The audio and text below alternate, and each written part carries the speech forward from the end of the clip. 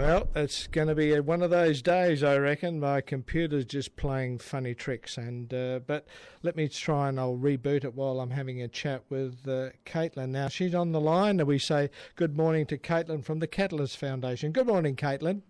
Good morning. How are you, Roy? Well, I was just saying that I'm having a few little tricks here, playing tricks with my computer. So what I might do is, while I'm having a chat with you, I'll give it a reboot and just see if that fixes the problem. But it's one of those things that you can't predict what goes on and in this day and age. But let's have a look at today. We're looking at scams.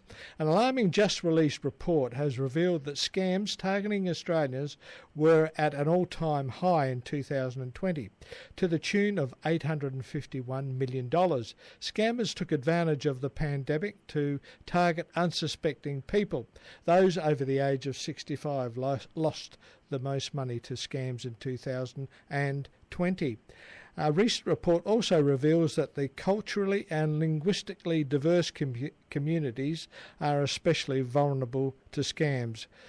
CALD communities were scammed out of $22 million in 2020. That's an increase of 60% from 2019. So why is this all happening? How can you protect yourself from scams, and what should you do if you are scammed? Caitlin O'Toole, Project Officer from Catalyst Foundation, will talk to us about scams and tell us about the Catalyst Foundation informative upcoming webinar about how to keep yourself safe from them. So we'll say good morning again, Caitlin, and welcome here. So it's always nice good morning. It's always nice to be back. Hi.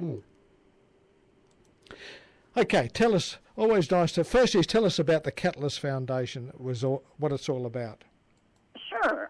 Catalyst Foundation is the leading provider of community information in South Australia. We focus on areas such as home support, aged care services, disability, housing, independent living, digital literacy, retirement living, and connecting people to services. So, I know the Catalyst Fund offers a lot of webinars about digital literacy, and you have one upcoming one that deals with this issue of scams. So can you tell us a little bit about that one? Sure. On the 13th of July, that's a Tuesday, from 10:30 to 11:30 a.m., our digital literacy volunteer, John Dunsford, will be presenting a free webinar on Zoom that's backed by popular demand, and it's all about scams, as you said. This webinar will go over what a scam is, trends and types of scams, contact methods used for scams, and the do's and don'ts of being scam safe, how to stay secure on your mobile phone, and how to report a scam.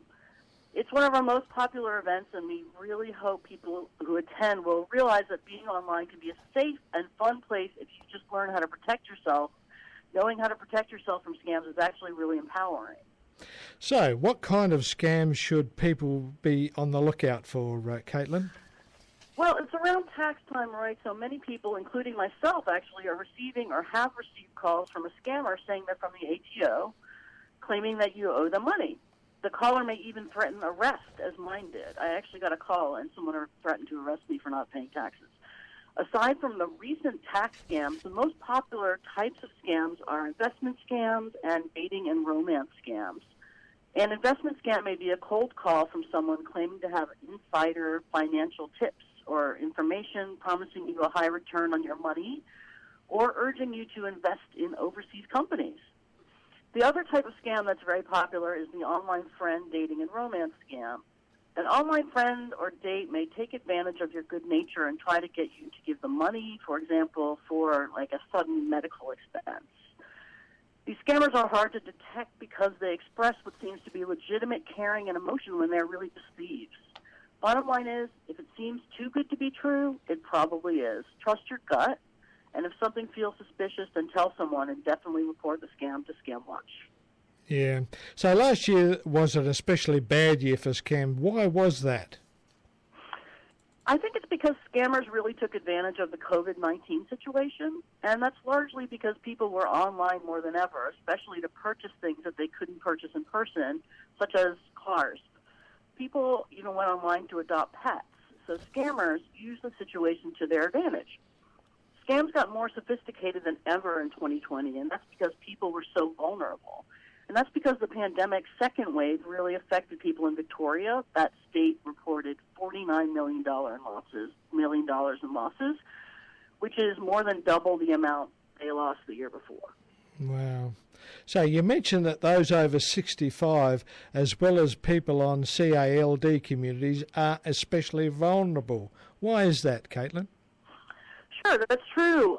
In fact, according to a recent report from ScamWatch, last year scammers stole close to $34 million collectively from people who identified as culturally and linguistically diverse, people with a disability, and Indigenous Australians. In the report, an expert was quoted as saying that scheming scammers try to target people who, by virtue of their background, disadvantage, language skills, or disability, may experience vulnerability. Many of the scams targeting culturally and linguistically diverse communities are threat-based, meaning a scammer may threaten to arrest you if you do not pay taxes. The scammer may even threaten to deport you. Our webinar, which is again on the 13th of July at 10:30 a.m., will go over a lot of these scams and detail how you can be on the lookout for them. Yeah, that sounds really scary there, Caitlin. It can be scary, but we urge people to be cognizant and aware, but not to panic. We want people to be aware and informed, but not scare away from using technology, which is a great way of keeping us connected in these changing and challenging times. I think the Internet can be a fun, useful place if you just take a few precautions and arm yourself with knowledge, which we can help you do. Yeah, great. So how can listeners register for your upcoming webinar? The best way to call is to call us, Catalyst Foundation, on 816-88776, and one of our friendly support staff members will sign you on.